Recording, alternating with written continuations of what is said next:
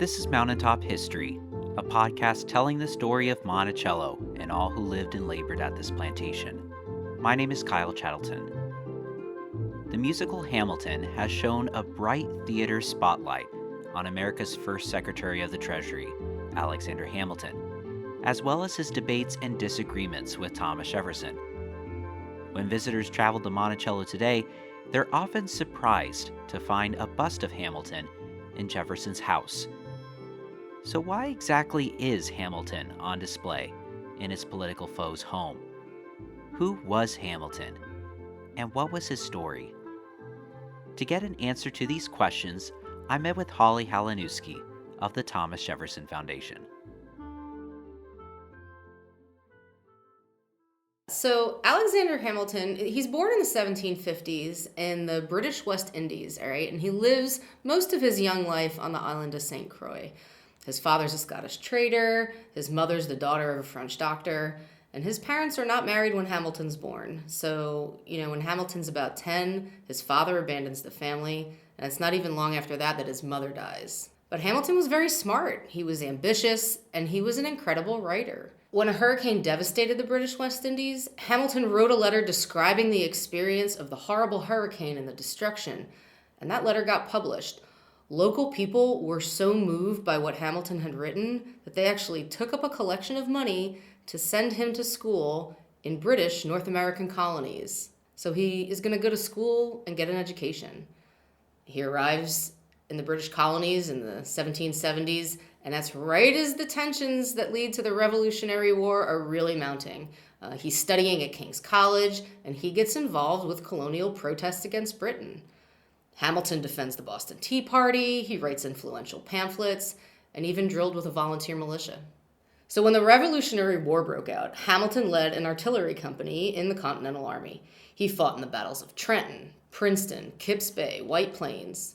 So eventually, Hamilton gets the attention of the Army's commander-in-chief, that's General George Washington, and Washington invites Hamilton to join the military staff. And Hamilton does this for years for Washington.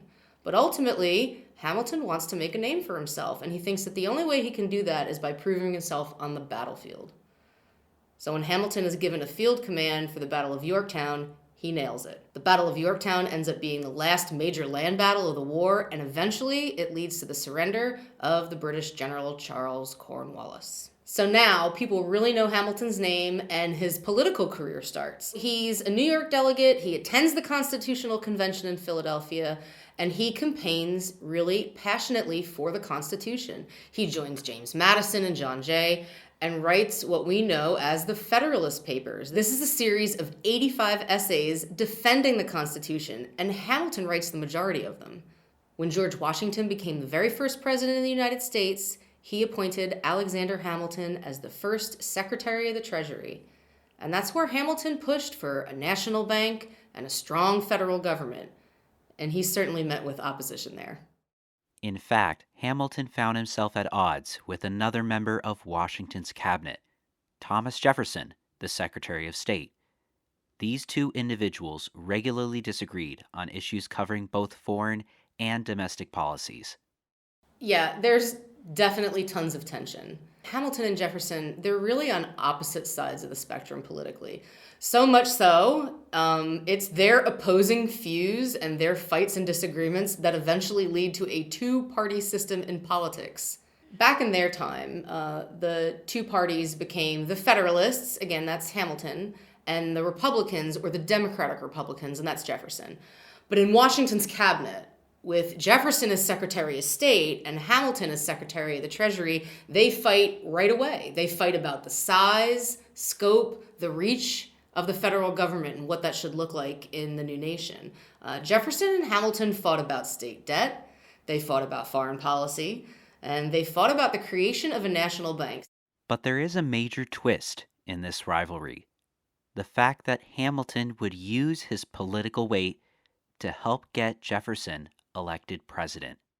So let's fast forward a little bit. The presidential election of 1800, Thomas Jefferson and Aaron Burr end up in an electoral tie. So some Federalists, the people from Hamilton's own party, they want to give the election to Aaron Burr. But Hamilton thought Jefferson was better suited to be president. When push came to shove, Hamilton still endorsed Thomas Jefferson to be the President of the United States, and he did it because he thought Jefferson would be the best for the job.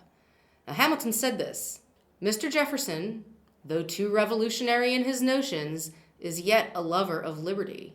Mr. Burr loves nothing but himself." They do come from completely different walks of life, and professionally and politically, even personally, they were really opposites in almost every way. And as history gets told, it is their differences and that narrative of them as enemies and rivals that really seems to rise up and get the most attention. But something that I think gets lost in translation a little bit is that for all their deep-rooted disagreements, they still had this level of respect for each other. They were political rivals. They were from opposite political parties. But like I said before, when push comes to shove, Hamilton endorses Jefferson as president. And after Hamilton dies, Jefferson actually displays a bust of Hamilton here at Monticello, right here in the entrance hall. And when Jefferson displayed the bust of Hamilton, he displayed it right across from a bust of himself. So it appears that they're staring at each other from across the room.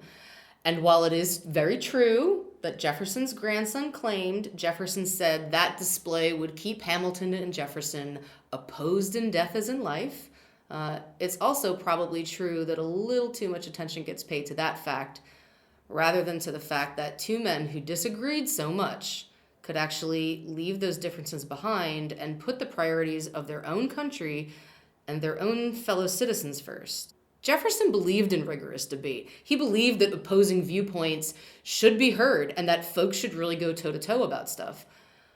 But it would only be through passionate debate that the best of all ideas could be heard and eventually lead to the compromises that were necessary to benefit the country on the whole. And let's be honest, if you really hated somebody that much and they were your sworn enemy, would you really put a picture of them right there in your house?